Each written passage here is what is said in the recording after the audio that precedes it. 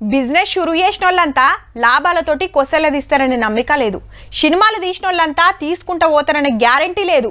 TV channel పెట్టినోళ్ళంతా ఎల్లకాలం నడుపుడు చాలా కష్టమే. న్యూస్ పేపర్ పెట్టంగానే కాదు, దాన్ని నడిపే ఇకమత్ తెలవాలి. సినిమా స్టూడియో కట్టంగానే అయిపోదు, షూటింగ్లు జరగాలి. గిట్లా ఒక్క దాంట్లో సక్సెస్ అవుడే కష్టం. అసొంటిది రామోజీరావు సారు ఏది షురూ చేసినా ఫుల్ సక్సెస్ అయిండు. రామోజీరావు సారు కాలం చేసిండు. మొన్న పానం సుస్తైతే హైదరాబాద్లో ఓ దావుకండ్ల షేరిక వేసిండ్రు. ఇయాల మబ్బుల 4:50 జీవి పోయింది. డెడ్ బాడీని సీదా రామోజీ ఫిలిం సిటీలున్న సారోల ఇంటికి తీసుకుపోతే ఆఖరి సూప్ కోసానికి శితం మందొచ్చిండ్రు. తెలంగాణ, ఆంధ్ర లీడర్లు, యాక్టర్లు, ఆటగాళ్లు, పాటగాళ్లు, సెలబ్రిటీలు పెద్ద పెద్దోళ్ళొచ్చి నివాళులు అర్పించిండ్రు పెద్ద మనిషికి.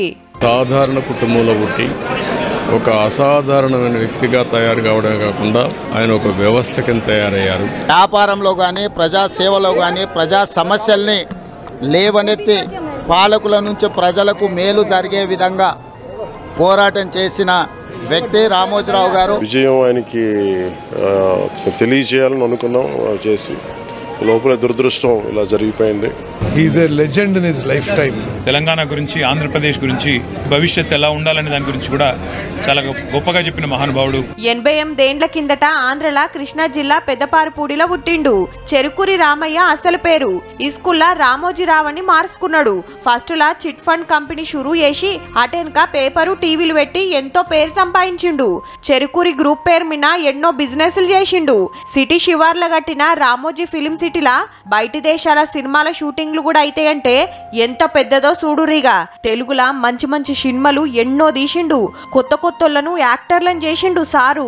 తెలుగు జాతికే ఒక పెద్ద కోల్పోయారు, గొప్ప వ్యక్తిని కోల్పోయారు. ఏ రంగంలో అడుగు పెట్టినా దాన్ని శిఖరాలకు తీసుకెళ్ళింది ఒక్క వ్యక్తి అండి. వారి దగ్గర కూర్చోబెట్టుకుని నాకు ఎన్నో విషయాలు నేర్పారు. తెలుగు భాషను కాపాడాలని, తెలుగు సంస్కృతిని నిలబెట్టాలని ఆఖరి దాకా తండ్లాడిండు కాబట్టి అందరూ ఇంతగనం గుర్తు చేసుకుంటుర్రు. తెలుగు జ్యోతి ఆరిపోయింది. అప్పట్లోనే పద్మ విభూషణ్ అవార్డు తోటి సన్మానం చేసింది సెంటర్ గవర్నమెంట్. పెద్ద మనిషి కాలం చేసిండని తెలవంగానే రాజకీయ లీడర్ల నుంచి రాష్ట్రపతి దాకా, ప్రముఖుల నుంచి ప్రధానమంత్రి దాకా పార్టీలు, ప్రాంతాలతోటి సంబంధం లేకుండా అందరూ అయ్యో అని సారు సేవలు యాద్ చేసుకున్నారు. సర్కార్ తరపున అంత్యక్రియలు చేయాలని ఆఫీసర్లకు ఆర్డర్ వేసిండు సీఎం రేవంత్ రెడ్డి సారు.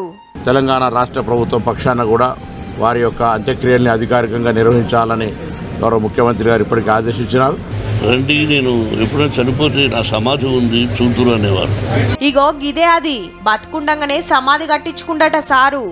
అమెరికాలో ఉన్న మన్మడు వచ్చినాక రేపు ఆఖరి కార్యం చేస్తారట.